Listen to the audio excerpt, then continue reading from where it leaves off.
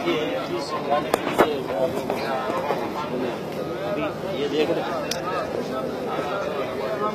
یہ دیکھ لیں کیا ہے، یہ کیا ہے؟ تعویذ ہے نا، تعویذ ہے۔ یہ انڈیا پاکستان میں عام ہے۔ اس کو لوگ کیا کہتے ہیں کہ اس میں قرآن مجید ہے، حالانکہ قرآن مجید کی آیت اس میں نہیں ہوتی عام طور سے۔ ہم نے کھول کے دیکھا ہے، قرآن کی آیت نہیں نکلی، پہلی بات۔ دوسری بات، اگر قرآن کی بھی آیت ہے تو کیا قرآن کی آیت لٹکانے سے فائدہ ہے یا قرآن کی آیت پڑھنے سے فائدہ ہے؟ دعائیں لٹکانے سے فائدہ ہے یا دعائیں پڑھنے سے فائدہ ہے؟ بولیے۔ اگر کوئی کہتا ہے نہیں یہ قرآن لٹکانے سے فائدہ ہے تو قرآن کو اللہ نے شفا کہا، تو اس کو اگر لٹکانے سے فائدہ ہے تو اللہ نے شہد کو بھی شفا کہا ہے نا، تو شہد کو لٹکا لیا جائے تو فائدہ ہوگا یا شہد کو کھائیں گے تو فائدہ ہوگا؟ زمزم پانی کو نبی صلی اللہ علیہ وسلم نے شفا کہا، زمزم پانی کو لٹکائیں گے تو شفا ہوگا یا یہ کہ پئیں گے تو شفا ہوگا؟ اسی طریقے سے قرآن پڑھیں گے تو شفا ہوگا، قرآن دعائیں پڑھیں گے تو شفا ہوگا، لٹکانے سے شفا نہیں ہے۔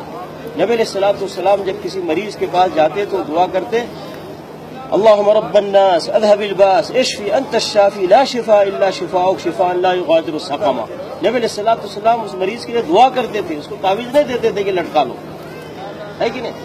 تو اس طریقے سے قرآن کے پڑھنے سے شفا ہے، قرآن دعائیں پڑھنے سے شفا ہے، لٹکانے سے شفا نہیں ہے میرے بھائی۔ اس لیے یہ سب کام نہیں کرنا میرے بھائی۔ نبی علیہ الصلوۃ والسلام نے کبھی کسی کو تعویذ نہیں دیا، نہ اپنے بیٹی فاطمہ رضی اللہ تعالیٰ عنہ کو، نہ اپنی بیوی عائشہ رضی اللہ تعالیٰ عنہ کو، نہ اپنے نواسے حسن حسین رضی اللہ تعالیٰ عنہما کو، کسی کو نہیں دیا۔ نبی علیہ الصلوۃ والسلام حسن حسین رضی اللہ تعالیٰ عنہما کے لیے دعا کرتے، اعیذکما بکلمات اللہ التامہ من کل شیطان وہامہ من کل عین لامہ۔ نبی علیہ الصلوۃ والسلام اس طرح دعا کر کے حسن حسین کے لیے دعا کیا کرتے تھے، کیوں نہیں ان کو تعویذ گلے میں ڈال دیتے؟ بلکہ نبی صلی اللہ علیہ وسلم منع فرمایا، کہا من تعلق تمیمۃ فقد اشرک، جس نے تعویذ لٹکایا اس نے شرک۔ تو تعویذ میرے بھائی اسلام میں نہیں ہے، دین میں نہیں ہے۔ اب اس کے بعد لٹکائیں گے؟ بولیے، نبی علیہ الصلوۃ والسلام کے خلاف کوئی کام کریں گے؟ نہیں کریں گے نا، نہیں کریں گے نا، کیوں نہیں بول رہے؟ یعنی نبی صلی اللہ علیہ وسلم مخالفت نہیں کریں گے نا، تو اس میں تعویذ بھی پہننا نبی صلی اللہ علیہ وسلم کی مخالفت ہے۔ کریں گے یہ مخالفت؟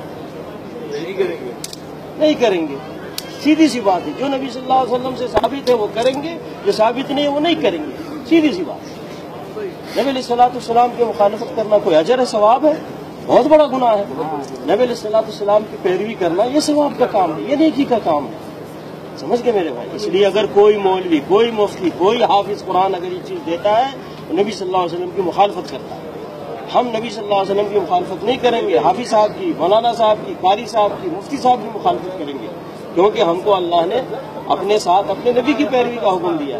یا ایھا الذین آمنوا اطیعوا اللہ واطیعوا الرسول، اے ایمان والو اللہ کی اطاعت کرو، اللہ کے رسول کی اطاعت کرو۔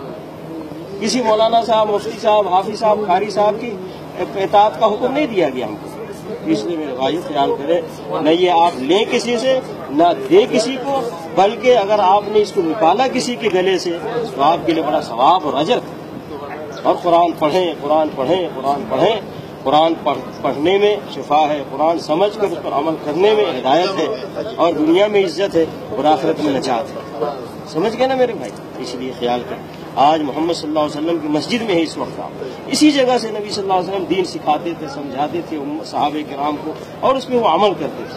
نبی صلی اللہ علیہ وسلم فرمایا، علیکم بسنتی و سنت الخلفاء الراشدین المہدیین، لازم پکڑو میرے طریقے کو اور میرے خلفاء راشدین کے طریقے کو جو ہدایت یافتہ ہے۔ سمجھ گئے میرے بھائی؟ خیال کریں، ہم یہ پیغام دے رہے ہیں، یہ نہیں کہ ہماری بات مانو، اللہ اور اللہ کے نبی صلی اللہ علیہ وسلم کی بات مانو۔